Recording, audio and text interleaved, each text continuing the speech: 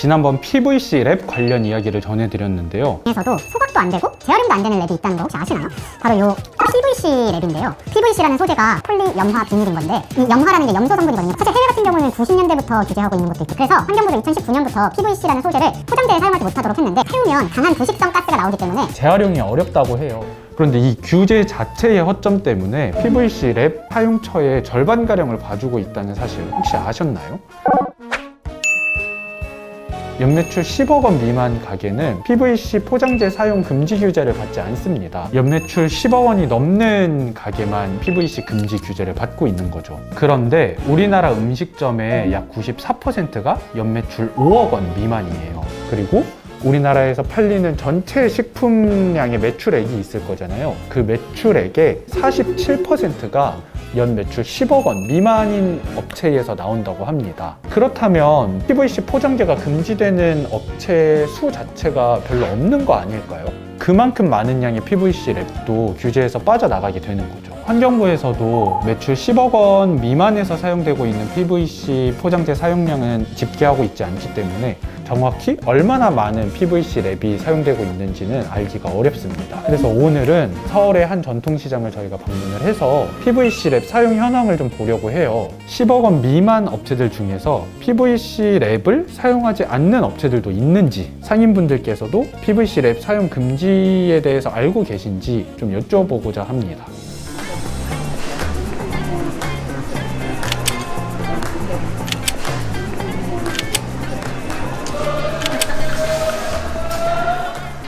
요 랩 있잖아요. 네. 요 랩이 그러니까 재활용이 안 돼가지고 잘 안 돼가지고 환경부에서 요 랩을 금지하려고 하고 있고 10억 원 이상인 업체들은 금지를 했는데 혹시 이런 거 알고 계셨는지? 아니요, 몰랐습니다. 처음 들으셨어요? 네. 이 랩도 재활용이 안 되는 거는 몰라. 몰래. 재활용 안 된다는 얘기는 처음 금시성. 네, 그래서 이렇게 돌아보고 왔는데요. 사실 여기 이렇게 있었던 게 저희가 돌아보고 깔아놨던 거였습니다. 오늘 방문했던 서울 양천구 신영시장의 경우 청과상, 떡집, 건어물집 등 식료품 판매 점포 78곳 중 44곳이 랩을 이용해서 제품을 포장했습니다. 랩을 사용하는 점포는 전부 PVC 랩을 사용하고 있었고요. 얼마 정도? 저희가 이 랩값으로 한 달에 들어가는 게 한 68만 원 정도 되거든요. 그런데 예, 그러니까 랩 자체가 저렴하지가 않아요.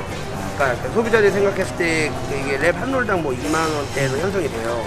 3, 4천 원이라고 하면은 한 달에 이 가게에서만 한 120kg 정도 그렇죠, 예. 쓰시는 거죠. 네. 적은 양은 아니구나. 한 가게에서 한 달에 100kg 정도를 쓴다고 하니까 44개 점포면은 거의 한 4톤 정도를 쓰는 건데요. 이게 전부 재활용이 안 되는 건데 만약 10억 기준이 없었다면 재활용이 좀 더 잘 되는 포장재가 쓰이고 있었겠죠. 추가로 지난번 영상에서 PVC 랩이 재활용이 잘 된다, 안 된다 댓글에서 갑론을박이 조금 있었던 걸로 아는데요. 관련해서 저희도 좀 더 확인을 해봤습니다. 2018년에 환경부도 PVC 포장재 사용 금지를 하기 전에 한 1년 정도에 걸쳐서 PVC 랩이 재활용이 잘 되는지 조사를 했다고 합니다. 랩 제조업체, 유통업체, 재활용업체 이런 데를 두루두루 조사를 했다고 하는데요. 환경부에서 조사한 PVC 랩 자원순환성 평가에 따르면 PVC 랩은 재활용이 안 됩니다. 지난번에 말씀드렸던 염소 함량 때문인데요. 일반적인 PVC 랩 1kg에는 염소가 약 0.57kg이 포함되어 있다고 해요. 57%가 염소인 셈인데 비율이 굉장히 높은 거죠.